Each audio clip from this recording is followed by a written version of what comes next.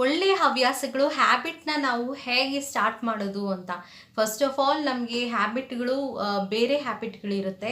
ಆದರೆ ಹೊಸ ಹ್ಯಾಬಿಟ್ಗಳು ಅದು ಗುಡ್ ಹ್ಯಾಬಿಟ್ಸ್. ನಮ್ಮ ಗೋಲ್ನ ರೀಚ್ ಮಾಡ್ಕೊಳ್ಳೋ ಅಂಥ ಹ್ಯಾಬಿಟ್ಸ್ನ ನಾವು ಫಾಲೋ ಮಾಡಬೇಕಾಗತ್ತೆ. ಹಾಗಾದರೆ ಇದು ಫಾಲೋ ಮಾಡೋವಾಗ ಬರುತ್ತಲ್ಲ ಈ ಕನ್ಸಿಸ್ಟೆನ್ಸಿ, ಈ ಒಂದು ಪ್ರಾಬ್ಲಮ್ನ ನಾವು ಹೇಗೆ ಸಾಲ್ವ್ ಮಾಡೋದು ಅಂತ ನಾನು ಈ ವಿಡಿಯೋನಲ್ಲಿ ಹೇಳ್ಕೊಡ್ತೀನಿ. ರಮ್ಯ ಯೂನಿವರ್ಸಲ್ ಮೆಡಿಟೇಷನ್ಗೆ ಸ್ವಾಗತ. ಇವಾಗ ನಾನು ಇಲ್ಲಿ ನಿಮಗೆ ಕನ್ಸಿಸ್ಟೆನ್ಸಿ ಬಗ್ಗೆ ಮಾತಾಡಿದಾಗ ಫಸ್ಟ್ ಆಫ್ ಆಲ್ ನಾನೇ ಕನ್ಸಿಸ್ಟೆನ್ಸಿ ಫಾಲೋ ಮಾಡ್ತಾ ಇರಲಿಲ್ಲ. ಯಾವುದೇ ವಿಷಯದಲ್ಲೂ ನಾನು ಕನ್ಸಿಸ್ಟೆನ್ಸಿ ಫಾಲೋ ಮಾಡ್ತಾ ಇರಲಿಲ್ಲ. ಬರೀ ಭಗವದ್ಗೀತಾ ಓದೋದ್ರಲ್ಲಿ ಮಾತ್ರನೇ ಕನ್ಸಿಸ್ಟೆನ್ಸಿ, ತಿನ್ನೋದ್ರಲ್ಲಿ ಮಾತ್ರನೇ ಕನ್ಸಿಸ್ಟೆನ್ಸಿ ಇರ್ತಾ ಇತ್ತು. ಬೇರೆ ವಿಷಯದಲ್ಲಿ ಕನ್ಸಿಸ್ಟೆನ್ಸಿ ಇರ್ತಾ ಇರಲಿಲ್ಲ. ಎಲ್ಲರೂ ನಾವು ನಿಮ್ಮ ಹಾಗೆ ಎಲ್ಲರೂ ಸೇಮೇ. ಇವಾಗ ನಾವು ಗುಡ್ ಹ್ಯಾಬಿಟ್ಸ್ನ ನಾವು ಬೆಳೆಸ್ಕೊಂಡಿರ್ತೀವಿ. ಬೆಳಗ್ಗೆ ನಾವು ಬುಕ್ಸ್ ರೀಡ್ ಮಾಡೋ ಹ್ಯಾಬಿಟ್ ನನಗೆ ಮುಂಚೆಯಿಂದನೇ ಇತ್ತು. ಅದೇನಾಯಿತು, ಬೆಳೀತಾ ತುಂಬ ದೊಡ್ಡದಾಯಿತು. ಅಂದರೆ ನನಗೆ ಚೂಸ್ ಮಾಡಿ ಬುಕ್ನ ರೀಡ್ ಮಾಡೋ ಹಾಗಾಯಿತು. ಅಂದರೆ ನನ್ನ ಗೋಲ್ಸ್ ಪ್ರಕಾರ ನಾನು ರೀಡ್ ಮಾಡಬೇಕು. ಮುಂಚೆ ಕಾಮಿಕ್ಸಿಂದ ಶುರು ಆಗಿದ್ದು ನಾನು ಬುಕ್ಸ್ ರೀಡ್ ಮಾಡೋ ಒಂದು ಹ್ಯಾಬಿಟ್. ಹಾಗೆಯೇ ನೀವು ನಿಮ್ಮ ಗೋಲ್ಸ್ ಏನಿರುತ್ತೋ ಅದ್ರ ಪ್ರಕಾರ ನೀವು ಬುಕ್ಸ್ನ ನೀವು ಚೂಸ್ ಮಾಡಿ. ಇವಾಗ ನೀವು ಬಾಕ್ಸರ್ ಆಗಬೇಕು ಅಂತ ಅನ್ಕೋತೀರಾ, ಅದಕ್ಕೆ ಒಳ್ಳೆ ಬಾಕ್ಸರ್ ಬಯೋಗ್ರಫಿ ಬುಕ್ಸ್ಗಳು ಸಿಗುತ್ತೆ ನಿಮಗೆ. ಮೇರಿ ಕಾಮ್ ಇಂಥವ್ರದ್ದೆಲ್ಲನೂ ನಿಮಗೆ ಸಿಗುತ್ತೆ. ಸೊ ಅವ್ರದ್ದು ಬಯೋಗ್ರಫಿ ಬುಕ್ಸ್ಗಳನ್ನ ನೀವು ಓದಿದ್ರೆ ನಿಮಗೆ ಒಳ್ಳೆಯದು. ಈ ಥರ ನೀವು ಚೂಸ್ ಮಾಡಬೇಕು.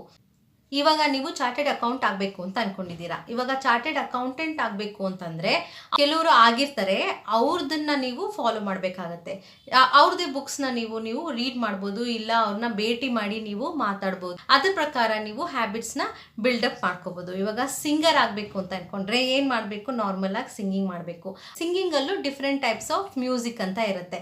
ಸೊ ಅವ್ರಿಗೆ ಯಾವ ಥರ ಒಂದು ಮ್ಯೂಸಿಕ್ ಇಷ್ಟ ಆಗುತ್ತೋ ಆ ಮ್ಯೂಸಿಕ್ನ ಆಲ್ರೆಡಿ ಫಾಲೋ ಮಾಡಿರ್ತಾರಲ್ಲ, ಅವ್ರದ್ದು ಬುಕ್ಸ್ಗಳನ್ನ ಮತ್ತೆ ಅದೇ ದಾರಿನಲ್ಲಿ ನಾವು ಹೋದ್ರೂ ನಾವು ಅಲ್ಲೇ ರೀಚ್ ಆಗೇ ಆಗ್ತೀವಿ. ಟೀಚರ್ ಆಗಬೇಕು ಅಂದರೆ BEd ಮಾಡಲೇಬೇಕು, ಡಾಕ್ಟರ್ ಆಗಬೇಕಂದ್ರೆ MBBS ಮಾಡಲೇಬೇಕು. ಮತ್ತೆ ಆಲ್ರೆಡಿ ಆಗಿರ್ತಾರಲ್ಲ ಅವ್ರದ್ದು ಬುಕ್ಸ್ಗಳನ್ನು ಮತ್ತು ಅವ್ರು ಏನೇನು ಫೇಸ್ ಮಾಡಿರ್ತಾರೆ ಕಷ್ಟಗಳು, ಅದನ್ನು ನಾವು ತಿಳ್ಕೊಂಡ್ರೆ ನಮಗೂ ಆ ಕಷ್ಟಗಳು ಅರೈಸ್ ಆಗುತ್ತೆ.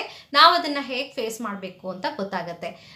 ಹಾಗೆ ಇವಾಗ ನಾನು ಯೂಟ್ಯೂಬ್ ಚಾನೆಲ್ ಸ್ಟಾರ್ಟ್ ಮಾಡಬೇಕು ಅಂತ ಅಂದ್ಕೊಂಡಿದ್ದೆ. ಯೂಟ್ಯೂಬ್ ಚಾನೆಲ್ ನಾನು ಹೇಗೆ ಸ್ಟಾರ್ಟ್ ಮಾಡಬೇಕು ಅಂತ ಫಸ್ಟ್ ವೀಡಿಯೋಸಲ್ಲಿ ನೋಡ್ತಾ ಇದ್ದೆ ಅಷ್ಟೇ. ಬಟ್ ಹೇಗೆ ನಾನು ವೀಡಿಯೋಸ್ ಸ್ಟಾರ್ಟ್ ಮಾಡಬೇಕು ಅಂದರೆ ಫಸ್ಟಿಂದ ನಾನು ಶುರು ಮಾಡಿದ್ದೇನು, ಮೊಬೈಲ್ ತೊಗೊಂಡು ಹಾಗೆ ಶುರು ಮಾಡಿದೆ. ನಾನು ಟ್ರೈಪಾಡ್ ಸ್ಟ್ಯಾಂಡನ್ನು ತೊಗೊಂಡಿರಲಿಲ್ಲ.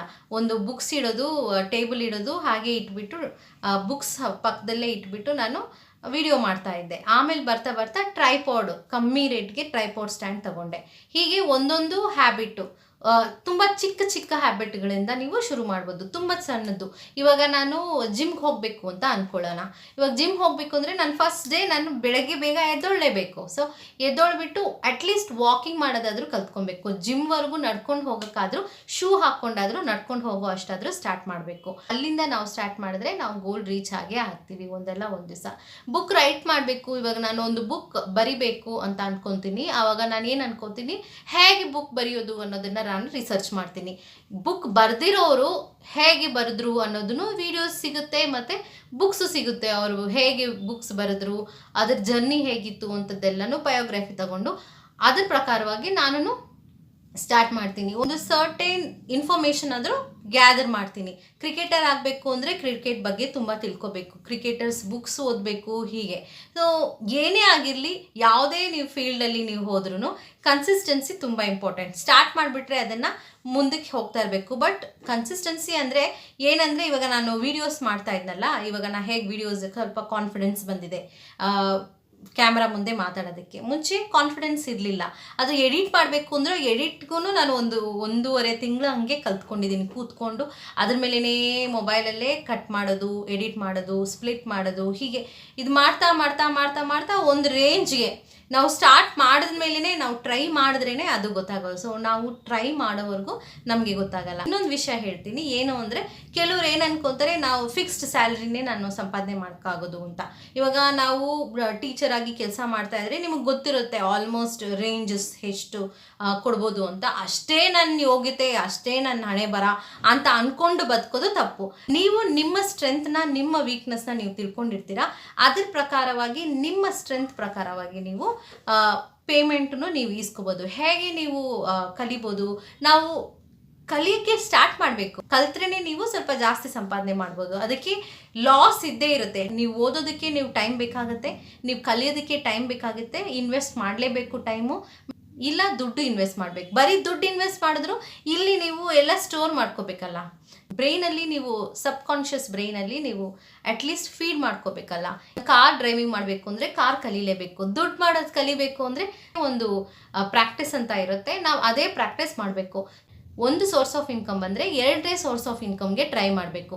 ಎರಡನೇ ಸೋರ್ಸ್ ಆಫ್ ಇನ್ಕಮ್ ಬರ್ತಾ ಬರ್ತಾ ಅದು ಸ್ವಲ್ಪ ದೊಡ್ಡದಾದ್ಮೇಲೆ ನೀವೇನು ಮಾಡಬೇಕು, ಇನ್ನೊಂದು ಸೋರ್ಸ್ ಆಫ್ ಇನ್ಕಮ್ಗೆ ಟ್ರೈ ಮಾಡಬೇಕು. ಸೋರ್ಸ್ ಆಫ್ ಇನ್ಕಮ್ ಬರ್ತಾ ಇದೆ ಅಂತ ಹೇಳಿ ಲೆಥಾರ್ಜಿಕ್ ಆಗಿ ನಾವು ಸುಮ್ಮನೆ ಆಗಿಬಿಟ್ರೆ ಕನ್ಸಿಸ್ಟೆನ್ಸಿ ಇಲ್ದಿರ ಪ್ರಾಬ್ಲಮ್ ಆಗುತ್ತೆ. ಕನ್ಸಿಸ್ಟೆನ್ಸಿ ತುಂಬ ಇಂಪಾರ್ಟೆಂಟು.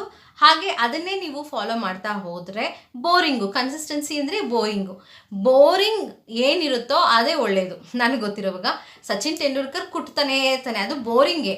ಹೊಡಿಬೇಕು. ಡ್ರಾವಿಡ್ ಬಂದುಬಿಟ್ರೆ ಹೇಗಿರುತ್ತೆ, ಬಾಲ್ ಆಫ್ ದ ಇಂಡಿಯಾ, ಹಾಗೆಯೇ ಅಲ್ವಾ. ಬೋರಿಂಗ್ ಆದರೆ ಅವ್ರಿಗೆ ಅದು ಇಂಟ್ರೆಸ್ಟ್. ನಮಗೆ ಇಂಟ್ರೆಸ್ಟ್ ಇರೋವಂತಹ ಕೆಲಸಗಳನ್ನ ನಾವು ಮಾಡಿದ್ರೆ ಅದು ಎಷ್ಟೇ ಬೋರಿಂಗ್ ಆದ್ರೂ ನಮಗೆ ಖುಷಿ ಆಗುತ್ತೆ. ಯಾರು ಏನೇ ಹೇಳಿದ್ರೆ ತಲೆ ಕೆಡಿಸ್ಕೊಬಾರ್ದು.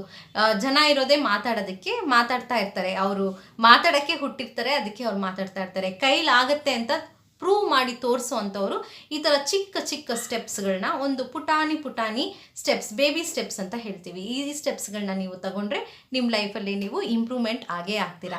ಎಂಥ ಗೋಲೇ ಇರಲಿ ಆಮೇಲೆ ಥರ ಚಿಕ್ಕದಾಗಿ ಒಂದೊಂದು ಹೆಜ್ಜೆ ಇಟ್ಕೊಂಡು ಹೋದರೆ ನಾವು ಅಷ್ಟೇ ಚಿಕ್ಕದಾಗಿ ಹೆಜ್ಜೆ ಇಟ್ಟು ಯಾವುದೇ ವಿಷಯದಲ್ಲಿ ನಾವು ಸ್ಟಾರ್ಟಿಂಗೇ ನೀವು ದೊಡ್ಡವರಾಗಿಲ್ಲ, ಪುಟ್ಟದಾಗಿಂದ ಆಯ್ತು, ತಲೆನೂ ನಿಂತಿರಲಿಲ್ಲ ಅಲ್ವಾ. ಪುಟ್ಟ ಹೆಜ್ಜೆ ಹೇಗೆ ನೀವು 4 ಕಾಲಿನಲ್ಲಿ ಹೇಗೆ ನಡೀತಾ ಇದ್ರಿ, ಆಮೇಲೆ ತಾನೇ 2 ಕಾಲಲ್ಲಿ ನಡೆದಿದ್ದು, ಆಮೇಲೆ ತಾನೇ ಹೇಗೆ ನೀವು ದೊಡ್ಡವರಾದ್ರಿ, ಟೈಮ್ ಬೇಕೇ ಬೇಕಾಯ್ತಲ್ಲ. ಹಾಗೆಯೇ ಎಲ್ಲದಕ್ಕೂ ಟೈಮ್ ಬರುತ್ತೆ. ಮತ್ತು ಇನ್ನೊಂದು, ನೀವು ನಿಮಗೆ ಟೈಮ್ ಕೊಡಬೇಕು. ಇನ್ವೆಸ್ಟ್ಮೆಂಟು ಅಂದರೆ ಕನ್ಸಿಸ್ಟೆನ್ಸಿ ಇರಲೇಬೇಕು. ಏನು ಮಾಡಬೇಕು ಅಂತ ಅಂದ್ಕೊಂಡಿದ್ದೀನಿ ಅದ್ರ ಮೇಲೆ ಒಂದೇ ಒಂದು ಗುರಿ ಇಟ್ಟಿರಲೇಬೇಕು. ನೀವು ಏನು ಆಗ್ತೀನಿ ಅಂತ ಅಂದ್ಕೊಂಡಿದ್ದೀರ ಅದನ್ನು ಬರೆದುಬಿಟ್ಟು ನೀವು ಅದನ್ನು ದಿನ ರೀಡ್ ಮಾಡ್ತಾಯಿರಿ. ಇವಾಗಂತೂ ಗೂಗಲಲ್ಲಿ ಎಲ್ಲ ಪಿಕ್ಚರ್ಸ್ ಸಿಗುತ್ತೆ ನೋಡಿ. ನನ್ನ ವಿಷನ್ ಬೋರ್ಡ್ ಇದೆ, ನನ್ನ ವಿಷನ್ ಬೋರ್ಡಲ್ಲಿ ನನಗೆ ಯಾವ ಥರ ಮನೆ ಬೇಕು, ನನಗೆ ಯಾವ ಥರ ಕಾರ್ ಬೇಕು, ಅದರ ಎಲ್ಲ ನಾನು ಬರೆದುಬಿಟ್ಟಿರ್ತೀನಿ. ಇವಾಗ ನಾನು ಏನು ಆಗಬೇಕು ಅಂತಿದ್ದೀನಿ, ಇಷ್ಟು ವರ್ಷದಲ್ಲಿ ಅಂದರೆ 1 year 2 yearಲ್ಲಿ ನಾನು ಇಷ್ಟು ಇನ್ವೆಸ್ಟ್ ಮಾಡಿರ್ತೀನಿ, ಇಷ್ಟು ಪ್ರಾಫಿಟ್ ಮಾಡಿರ್ತೀನಿ, ಇಷ್ಟು ಸೇವಿಂಗ್ಸ್ ಮಾಡಿರಬೇಕು, ಸಾಲ ಅಂತೂ ಇರಬಾರ್ದು. ಹೀಗೆ ನಾನು ಎಷ್ಟೊಂದು ಕ್ಯಾಲ್ಕುಲೇಷನ್ ಮಾಡಿರ್ತೀನಲ್ಲ, ಹಾಗೆ ನೀವು ಕ್ಯಾಲ್ಕುಲೇಷನ್ ಮಾಡಬೇಕು. ಎಲ್ಲದಕ್ಕೂ ಒಂದೇ ಒಂದು ಗೋಲ್ ಇರಬೇಕು. ಅಲ್ಲಿ ಯಾವಾಗಲೂ ಅದ್ರ ಬಗ್ಗೆ ಯೋಚನೆ ಮಾಡ್ತಾ ಇರಬೇಕು. ದುಡ್ಡು ಇಲ್ಲ ನನ್ನ ಹತ್ರ ಅಂತ ಅಂದ್ಕೊಂಡ್ರೆ ದುಡ್ಡು ಇರೋದೇ ಇಲ್ಲ. ದುಡ್ಡು ಯಾಕಿರಲ್ಲ ನನ್ನ ಹತ್ರ, ದುಡ್ಡು ನನ್ನ ಜನ್ಮಸಿದ್ಧ ಹಕ್ಕು ಅಂತ ಅಂದ್ಕೊಂಡ್ರೆ ದುಡ್ಡು ಇದ್ದೇ ಇರುತ್ತೆ. ಇಲ್ಲಿ ನೀವು ಬಂದಾಗ ಖಾಲಿ ಕೈಯಲ್ಲಿ ಬಂದಿದ್ದೀರಾ, ಹೋಗುವಾಗೂ ನೀವು ಖಾಲಿ ಕೈಯಲ್ಲೇ ಹೋಗ್ತೀರಾ. ಇರೋವಾಗಲೇ ನೀವು ಅನುಭವಿಸೋದು ಅಲ್ವಾ. ಸೊ ಆವಾಗ ಏನು ಮಾಡಬೇಕು, ನೀವು ಎಲ್ಲದ್ರ ಮೇಲೆ ಹಕ್ಕು. ನಿಮಗೆ ತಿನ್ನಬೇಕು ಅನ್ಸಿದ್ರೆ ನೀವು ತಿನ್ನಲೇಬೇಕು.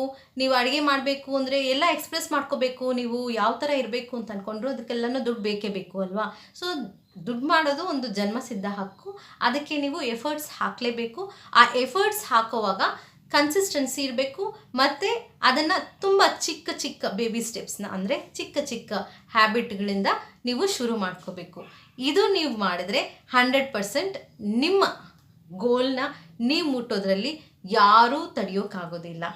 ಈ ವಿಡಿಯೋ ಏನಾದರೂ ನಿಮಗೆ ಇಷ್ಟ ಆಗಿದರೆ ಲೈಕ್ ಮಾಡಿ. ಹಾಗೆ ನೀವು ನನ್ನ ಚಾನಲ್ಗೆ ಹೊಸಬರಾಗಿದ್ದರೆ ಸಬ್ಸ್ಕ್ರೈಬ್ ಮಾಡೋದನ್ನು ಮರಿಬೇಡಿ. Thank you.